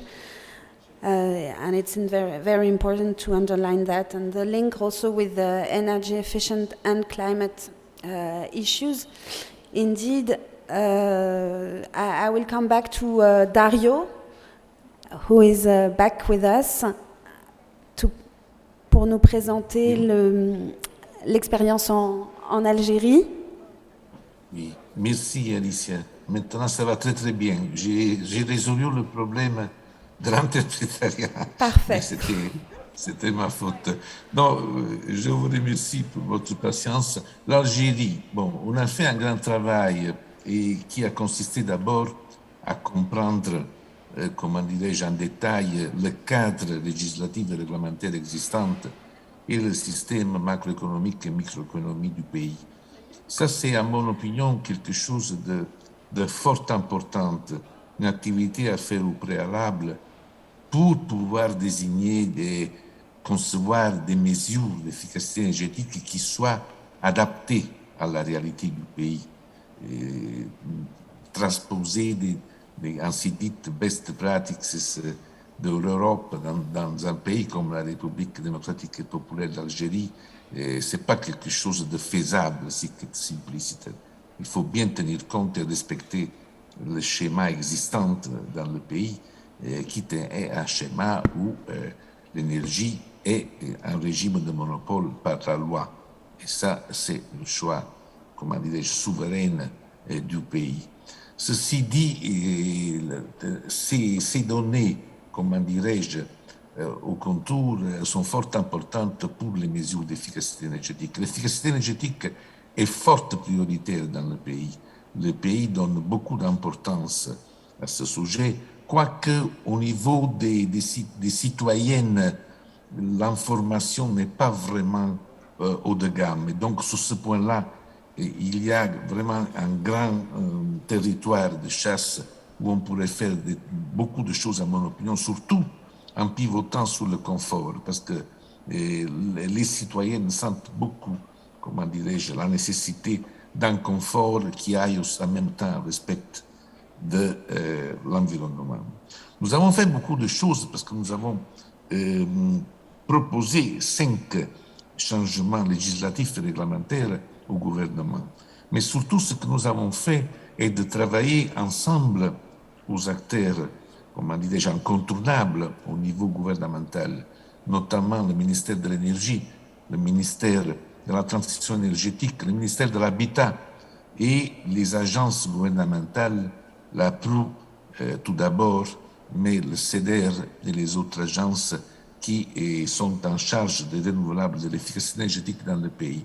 Ça, c'était, comment dirais-je, un point de force, c'est-à-dire de mettre dès le départ, mettre en œuvre un groupe de travail participé par les bénéficiaires et travailler ensemble et faire les choix ensemble sous les meilleures pratiques et les meilleures démarches à adopter. Ceci nous a donné quand même un prime en termes de résultats achevés et nous a, comment dirais-je, permis aussi d'accéder à un certain nombre d'informations qui sont incontournables pour les mesures. Et pour les bâtiments existants, c'était beaucoup plus difficile parce que tout d'abord, il nous a fallu reconstruire un database des typologies constructives et des typologies d'usage dans le pays. C'est un grand pays avec 40 millions de personnes, une surface qui est le double de la France, juste pour donner un point de repère. Et donc avoir des informations soit sur les zones climatiques, soit sur les typologies constructives, soit sur les typologies d'usage depuis les dernières 40 ans n'a été pas tout à fait facile, encore plus parce que le cadastre immobilier en Algérie est en train de se faire, mais n'est pas encore complet. Donc ça, c'est le point de départ pour toute action de réhabilitation. Mais surtout, pour avoir une base de données, pour faire des calculs fiables et démontrer aux autorités la rentabilité de l'opération. Parce que ça, c'est le point fondamental pour le financement. Le moment que l'administration de l'État, les pouvoirs publics sont convaincus que l'efficacité énergétique, c'est une affaire pour tous, ils vont quand même prendre des initiatives de financement. Et l'État, dans ce cas-là, c'est le premier des bailleurs de fonds pour ce style d'opération, surtout de réhabilitation énergétique du parc existant. Voilà, ceci sont les choses, à mon opinion, les plus remarquables qu'on a été incapable de faire. J'ai envoyé une petite note écrite, mais si vous voulez, je peux vous donner d'autres éléments écrits pour compléter l'information sur ce sujet. Merci pour votre attention. Merci beaucoup, Dario. Merci. C'est très important, je pense, effectivement, de souligner l'engagement des institutions, de travail et l'importance des données. Information and data evidence first for building but also to demonstrate the profitability of energy efficient project, to convince the authority and the national stakeholders to be involved in updating the regulation and enforcing it. Indeed, now we will go on the enforcement again, and we need also tools for decision makers and maybe tools for decision makers at the local scale. I'm introducing Bernard Massabo, who is the General Secretary of the EuroMed Cities Network. He's an engineer from the French École des Ponts, and he has been working for the private sector and international level. Since 5 years, he has been appointed General Secretary of the EuroMed Cities Network, and he's in charge of several projects, EU-funded project, Euro-Mediterranean project, gathering more than 150 cities from the EU and the Med Basin. The EuroMed Cities Network aimed at strengthening the trans-border cooperation in the Mediterranean region by implementing projects related to innovation, fight against climate change, notably energy efficiency, waste and water management, youth employment, security. I'll let you the floor for presenting your achievements within the EuroMed projects that you're implementing. Bernard? Yes, thank you very much, Alicia. Thank you for the opportunity to present briefly what we try to achieve within the networks with technical and regional partners. We are involved in two European programs with capitalization projects on energy efficiency. These two programs are MED-oriented, one relating to the north shore of the Mediterranean and the other one concerning the whole Mediterranean basin. And in these two projects, we try to focus at local level, and we try to help municipalities to adapt and to integrate tools or methodologies, as it was mentioned by Alicia, designed for policymakers, so that they could try to improve the way they manage their buildings in terms of energy efficiency, and also help them to achieve the goals they have designed within their strategic plans for energy and climate actions. And doing that, in fact, we capitalize on mature results which have already been developed by some European projects, and we try to adapt these results, these outcomes, to other countries in terms of technical adaptation, and also in terms of translating in the local language, so that these tools can be more Mediterranean or Euro-Mediterranean tools or methodologies, and can be available for any municipality which could have an interest. And these tools deal with how to prioritize the refurbishment of buildings in a municipality based on the different buildings this municipality can manage. These tools also deal with how to finance, how to find how to optimize the funding and of the refurbishment of the buildings. Also, some tools deal with schools, as it was mentioned earlier, because, as you know, schools are specific buildings in terms of the way they are operated and the way they are maintained. So we try within in the frame of these projects, we try to bring to local authorities, mainly municipalities, as much help or support as possible. Indeed, training is also important, and we try to develop living labs so that the various stakeholders can be trained together and improve their level of skills together. So the main idea is to be able to bring some assistance, some support to the local authorities within these cooperation, decentralized cooperation projects. Thank you very much, Bernard. Yes. In fact, all these tools are quite interesting and were shared also because we have signed a MOU within the meetMED project with this project EEB community, as you know, and we organize some common events, and we have organized a joint event with, within the activity 315 that was presented by Marie-Pierre before, in order to disseminate all these tools that have been experienced in Northern Europe, but that could be replicated and adjusted to some several contexts in Southern Shore.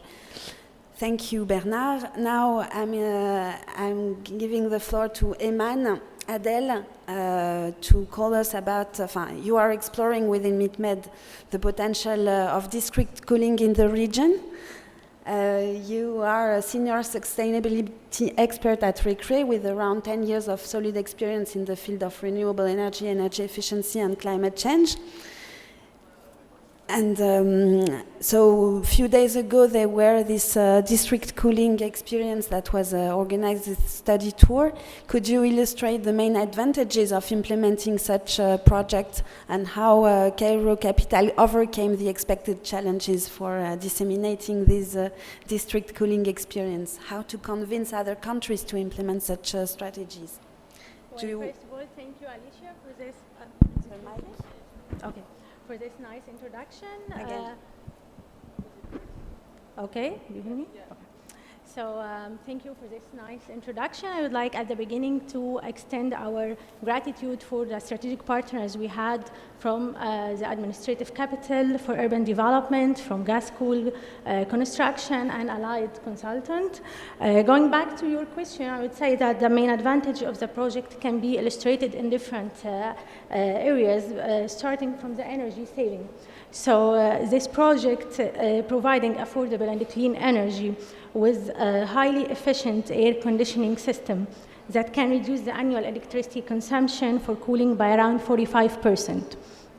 The station also relies on the energy storage system during the night for the peak period, which reduces the required electrical capacity by about 20%. We can also focus on the resource saving by reduction in required municipal water by utilizing seawater and TSE. In addition to enhancing the environmental protection through the reduction in greenhouse gas emission, and such a project allow, of course, new technologies that cannot be used inside the buildings as storing energy in the thermal tanks. The district cooling project also decreased the capital cost of the building from construction, mechanical and electrical costs due to the lack of heavy air conditioning equipment outside the building. And overall, we can say that it maximizes the reliability and sustainability of the new cities as one of the strategic development goals. So for the Cairo Capital overcome and how they can overcome the expected challenge, I would say that the governmental support is the magic word here. So, I mean, you can figure out the Egyptian strategic vision for 2030 during the last couple of years that have been announced to adopt sustainable cities as one of its main goals. And they support in different ways by knowledge exchange support, by opportunities, and by facilitating exporting parts, especially during the pandemic situation. Needless also to mention that the land lease for the infrastructure of such a project, like huge project, needs a lot of support from the government. And we need as well to focus on the design of the whole administrative capital that gives the opportunities to the company for such a project. Your last question was how to convince other countries to implement such projects. I would say that we don't need to convince them. The countries already know that this is a very good opportunity for them, and they are moving forward through various steps. We just need to support them by whatever facilitation they need in terms of financial facilitation, policies and legal frameworks, and of course, enforcement of building measures that can fasten the process. And that's it. Thank you, Alicia. Thank you very much, Eman. Indeed, I think embedding in planning is again a new message, another message to hear and to remind. Now I will give the floor to Pedro Cardoso. Pedro from ADEN, so the Portuguese agency. Within the meetMED project, you are exploring the opportunity to pilot a water energy nexus approach of buildings, highlighting how to save both resources, energy and water. What are the key learnings and conditions of success for such approaches in Portugal and from Portuguese experience, and how it could be adjusted to the southern eastern Mediterranean countries? You have handled within meetMED within 2021 a state of art for the water energy nexus in Jordan and Morocco. Could you present us the main results so far?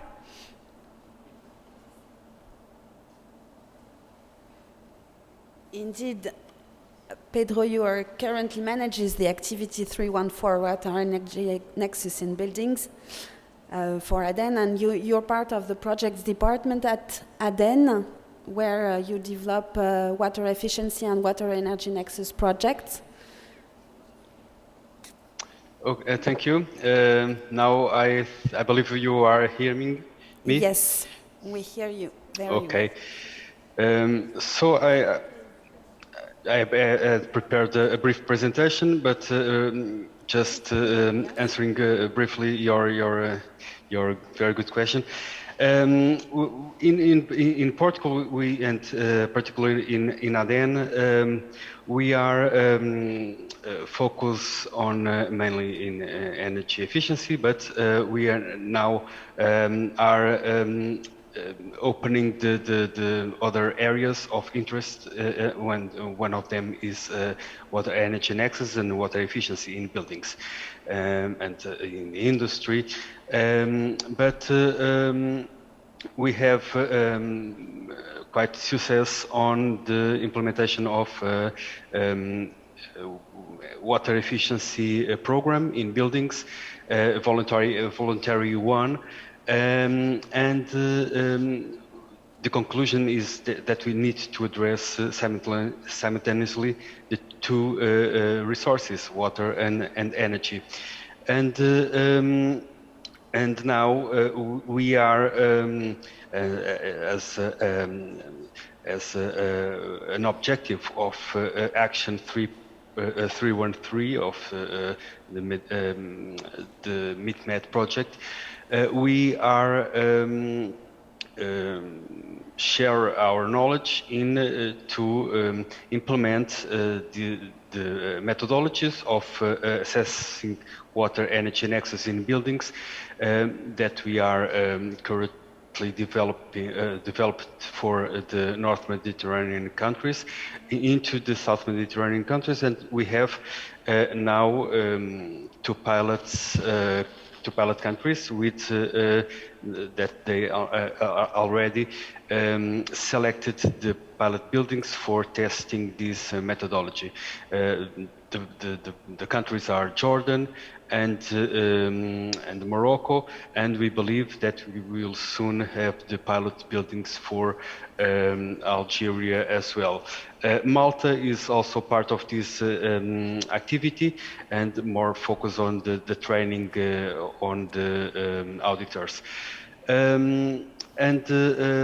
We have, as you mentioned, now completed the state-of-the-art report for Jordan and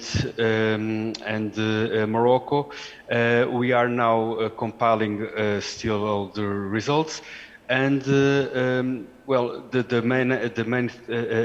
main highlights that I would like to select is that there are very similarities in these two countries, Morocco and Jordan, with Portugal. We are three countries that are suffering for severe scarcity of water in the last years. And the water equipment that we see in these three countries are very identical. One obvious difference is the source of water, that in Portugal we don't have desalination, but it's a common technology for these two countries, but not in Portugal. But this is why we made this set of direct report, to see the differences in managing the water resource in these three countries, and then to be more able to adapt our Nexus methodology for meeting or best fit the requirements of each particular pilot country. I don't know, Alicia, if I have time to present my slides, or if you want to just have more questions. Thank you. We will have a session of Q&A. I mean, your presentation will be shared with the participants. You want to share it now? Yes, I can share it. It's a brief presentation. Normally, you have the right to share your presentation. Okay. So. Okay, perfect. Okay, thank you.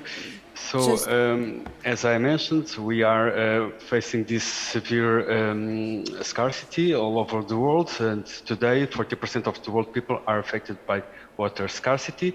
This is more important even in the Mediterranean countries. Could you put it on your high screen, just big screen, as presentation? We have. This problem more aggravated in the South Mediterranean countries. Approximately 180 million people in South and East Mediterranean countries suffered from water scarcity. Pedro, as you can see, could you please enlarge your screen? This is why water energy nexus is important, and why in residential buildings. From the total water-related energy use, about 80% is associated with the end-use stage, mostly related with water heating, and 20% with the urban stage. Buildings account for 40% of the total final energy consumption in the East European Union, with residential buildings being responsible for 30% of this final energy consumption. And water heating alone reclaims a share of 16 of the total final energy consumed in residential buildings, being the second highest energy consumption, only surpassed in Europe, of course, by space heating. So these are how we have to address this problem. The use of and management of energy and water resources in residential buildings needs to be simultaneously addressed. Voluntary or mandatory water and energy efficient schemes for the building sector in tandem with the application of operational optimization of the urban sector will decrease water and energy global demand. And now simple water efficiency solutions can be installed both in new and existing buildings with a significant impact of water and energy savings.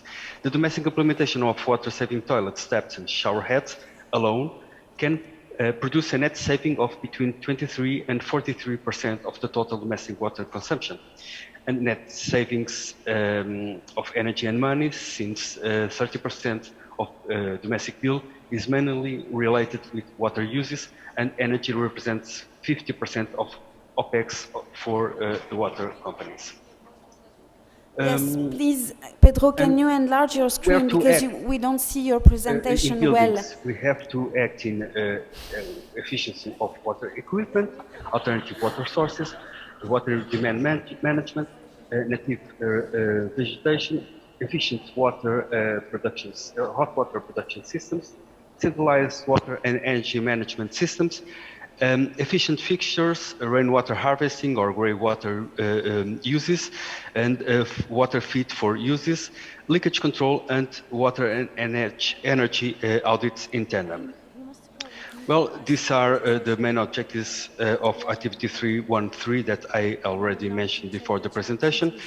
And as a final remarks, I have to say that water demand management, which is increase water and energy use efficiency and reduce water and energy losses, particularly in buildings, is crucial for a sustainable development.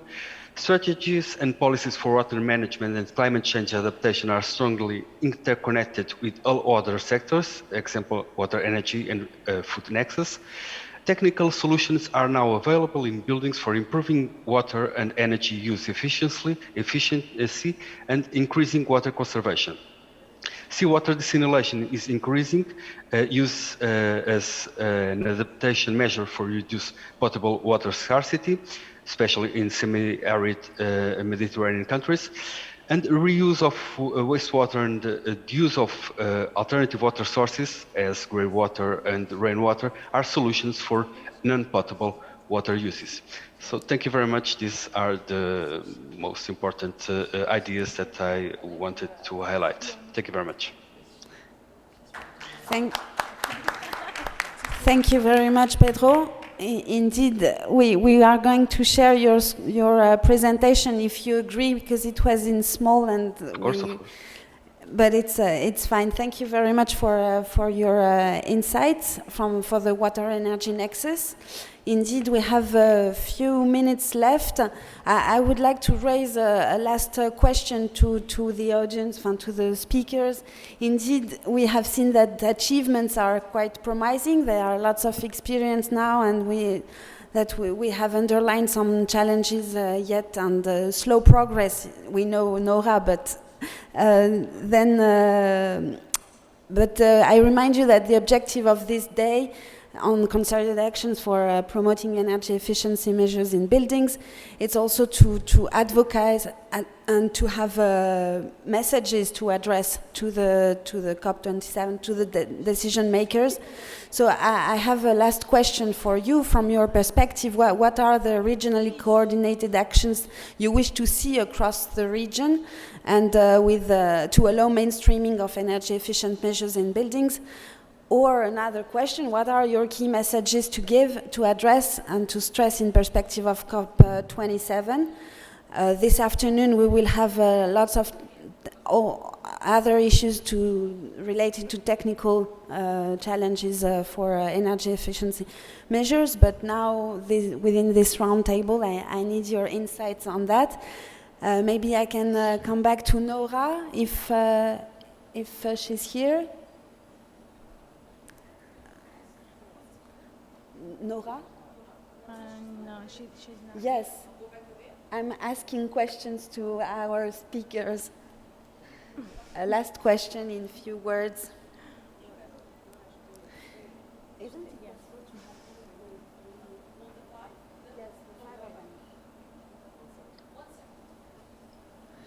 So we will have the 5 of them on the screen. Maybe in fact Eman or Rim, who are here present. Rim, Eman, yeah, could you answer to my question? Yeah, thank you so much, Alicia. I would like to say that we have to continue our works, especially to marketing green building as a lifestyle. It's not just an energy efficiency aspect, but we have to speak to customers. We have to awaken them about that. We have also to looking at cost throughout the entire building life cycle at the planning stage. We have to promote certification and labeling for APC buildings. And now energy efficiency in buildings creates a new business opportunity like digital live consumption and cost monitoring, extended services to operating and managing, green leases maybe. And my final word, just to say for everybody, we have the more we do, the better we get. Thank you. The more we do, the better. Thank you, Rim. That's good. Final words. Eman? Yeah, so thank you, Reem. Thank you, Alicia. I just would like to add that we can all cooperate together to enhance our promising steps by focusing on the success aspects to promote the energy efficiency in building, and this can be through providing technical services and advices to the ongoing new housing and building project, in addition to conducting energy audits in building to assess energy consumption trend and also establish energy benchmark for building to be a basic for energy rating system. It can also achieve this through appropriate financial mechanism for the promotion of energy efficient measures in building. And at the end, I would like to highlight the civil society awareness programs to raise the knowledge of the community about the importance of the energy efficiency in building, knowing that it can reflect directly to them. Thank you. Thank you. Thank you, Eman. Maybe Naguib or Dario? Bien, si tu veux. Oui. Non, je t'en prie, Naguib, vas-y. Okay, merci. I think nothing will happen if we don't have the full participation of national authorities. In other terms, the real people on the ground who sit together and make sure that they have an energy efficiency strategy at national levels that is absolutely adapted to each country on its own. I hate to say it may not be very efficient to come up with very general recommendations here and there if we don't take into consideration each country. Some of our countries have 70% of their building stock, housing building stock, in informal sectors. How can we go and tell them we do building efficiency on informal sectors? I'm not talking about slums, of course, but I'm talking about buildings. It needs innovation. It needs complete participation of the national authorities. We should see these people around our tables and our forums and to pass these messages. This is the first thing. Second, strategies are implemented through local actors and through practical actors. Here we have to involve universities, research centers, designers, architects in searching into these solutions, not just big words and big slogans and just, I'm not going to say the word, inefficient recommendations. Thirdly, the actors on the ground, as I said earlier, are led by the cities, by local authorities, who have access to people, who have access to implementation of actions on the ground. These must also be involved through planning. So the idea is to involve real actors, to come up with real adapted solutions, completely innovative, completely tailored to each country, involving technical actors and involving the local authorities on the ground in terms of not only just having regulations, but also pilot actions to be replicated. Thank you very much. Thank you, Naguib. Very clear messages. Dario, could you complete from your point of view? Mais je partage à 100% ce que Naguib vient de dire, finalement. C'est fort important, à mon opinion, comment dirais-je, déséquilibrer cette action concertée vers Maghreb-Mashrek region. D'accord? Donc, on ne peut pas imaginer de transposer tout ce qui est de bien et de fantastique qui se passe en Europe dans des réalités où il y a des différents schémas macroéconomiques et microéconomiques. Et ça, il faut les respecter. Ça, c'est la chose la plus importante. Donc, il faut bien comprendre qu'il y a des États souverains qui ont des priorités qui sont légitimes et qui, maintes fois, ne sont pas les priorités de l'Europe. Donc, ceci, il faut bien le garder à l'esprit. Donc, pour ce qui concerne le financement, on ne peut pas s'attendre, comment dirais-je, que ce financement puisse être fait par des citoyens, par des citoyennes ou par des familles. L'État, dans certains pays du Maghreb et Mashrek, joue un rôle important. Et donc, c'est l'État qu'il faut mobiliser. c'est l'État qu'il faut impliquer. C'est l'État qu'il faut convaincre, tout d'abord, d'accord, de la rentabilité de certaines opérations. Et donc, je crois que le premier message doit être, comment dirais-je, déséquilibrer un petit peu cette concert d'action. Moi, je parlerai d'une concert de Maghreb-Mashrek action, tout d'abord. Et après, évidemment, l'Europe reste un point de repère, mais en faisant, comment dirais-je, les mesures et les distances nécessaires. La deuxième question que tu as posée, Alicia, c'est-à-dire le message pour la COP, etc., c'est, à mon opinion, quelque chose qui tient à cette observation que je viens de faire sur la concerted actions. Ça veut dire qu'il faut imaginer des systèmes de financement au niveau multilatéral qui soient adaptés aux interlocuteurs. Et les interlocuteurs dans les régions de Maghreb et Mashrek sont tout d'abord les administrations centrales de l'État. Donc, d'un côté, il faut les impliquer de quelque manière, d'accord?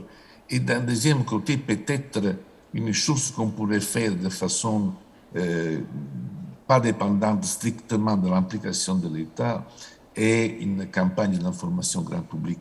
Grand public n'est pas tout à fait informé sur les bienfaits de l'efficacité énergétique, quoique la question du confort, de la santé, du fait de vivre dans des logements qui soient, comment dirais-je, confortables au point de vue de la qualité de l'air, de l'humidité et du confort thermique, est quelque chose qui est fort averti par les populations. Et c'est ça qui fait la force de l'efficacité énergétique, que le consensus est facile à saisir sur le territoire.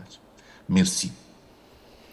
Merci beaucoup, Dario. Je pense qu'effectivement, dit en français et en anglais, on a des messages finalement très similaires, mais ça nous met l'accent fortement sur la question, donc dans l'engagement des autorités nationales, des gouvernements et le travail de synergie entre les différentes institutions et surtout l'importance de s'adapter aux contextes nationaux et locaux qui sont très différents. Évidemment, on prend une inspiration potentiellement de l'Europe, mais l'objectif est bien d'adapter les politiques nationales et les priorités aux pays du Sud donc et de l'Est de la Méditerranée en fonction de leur propre contexte. Voilà, les bonnes solutions sont celles qui reflètent les besoins locaux et nationaux et non pas des priorités hors sol. Merci donc Dario d'avoir insisté sur ce point-là. Peut-être un dernier mot pour Bernard ou Pedro, si vous souhaitez, if you wish to intervene and to address the key messages. And complete. Yes, if you allow me, I agree with, of course, with what has been said by Nagui Babind and Dario Cielo. In our case, as we focus on local level, we try to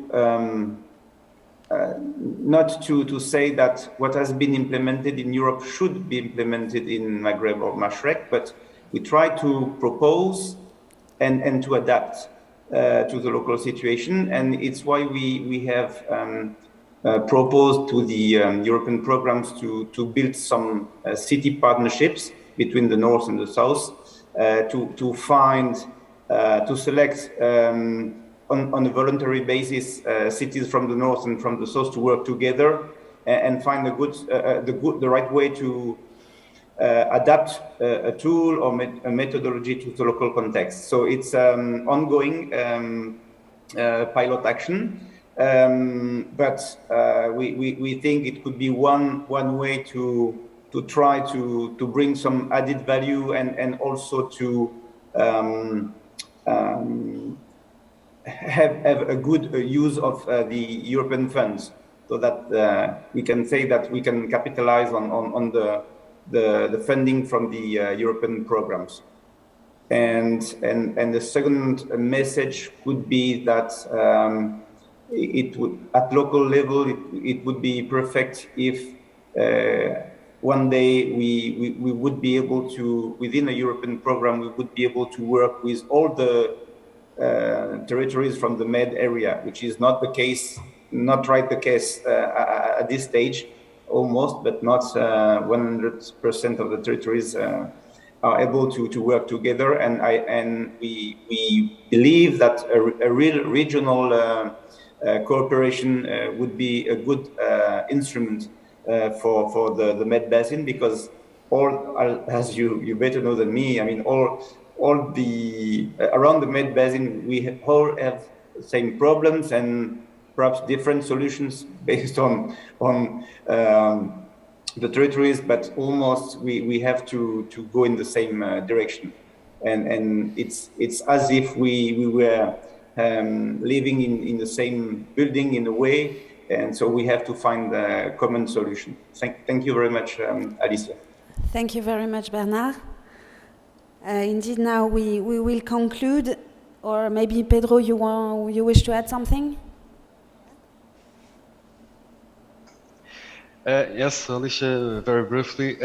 Well, just as I understand and I agree with all that was said before, and just to say that the problems from, particularly in the water, the problems from the South Europe and the North Mediterranean and the South Mediterranean areas are very common, much more common than South Europe compared with North Europe countries. So, and even in energy policies, we are in Europe getting small steps in integrated more the water efficiency and water energy nexus into a more holistic legislative packages on energy, but still we have a lot of ground to walk into a full integration of the nexus in every legislative packages we want. So this kind of same problems that we have in common with the South Mediterranean countries are an opportunity to show and to stress that water and energy need to be addressed in tandem, and it's obvious the benefits of this management. Thank you. Thank you very much, Pedro. Well, indeed, we are not comparing the challenges between northern or southern. I mean, we have similar challenges for sure. The issue is, I mean, the messages are quite clear. We need to raise ambition on measures taken both in north and southern, for sure. Indeed, the national program or a national strategy or national commitments need to be underlined and send as an important signal also to the local authorities, but also to the consumers, that they are committed to this, to important and raising objectives. So the engagement of all stakeholders from national to local level was highlighted by all our speakers today. Existing policy instruments might not be enough. We have voluntary building codes, but need maybe mandatory ones. Embedding also progressively climate adaptation issues. We have less underlined that, but I think other points of the discussions were highlighting the links, of course, between energy efficiency and water management for sure, but also climate related issues. So it's important to pay attention to both sectors and need innovation also. Even if we have some technical tools, we need also innovation, maybe institutional innovation and new financial mechanisms for strengthening these energy efficiency measures and climate-related measures. Raise ambition at national and local scale through planning, as it was said by our speakers. Finally, I would emphasize on the dialogue and necessary interaction between national and local level, consider the key role of local authorities in enforcing these national policies. It points the fact that in particular finance that we have seen yesterday during the Sustainable Energy Forum shall be available at this level for local authorities, and we need to strengthen cooperation, as Bernard said, also between territories, and need for a third party to facilitate access to finance. As also Rim proposed, cooperation shall be sought also between national, international, regional initiatives, and we have underlined the important synergies between all the programs that need to strengthen the efforts to provide best practices, inspiration for all tools and strategies for finally increasing the impacts, accelerating all the measures on energy efficient buildings. So need really to work together and in line with raised ambitions and objectives. Thank you all for your attention, and thank you for our speakers to intervene at the round table and for the morning session. Indeed, now I think everybody has hungry and needs to have a lunch. Thank you all, and so let's see each other this afternoon for technical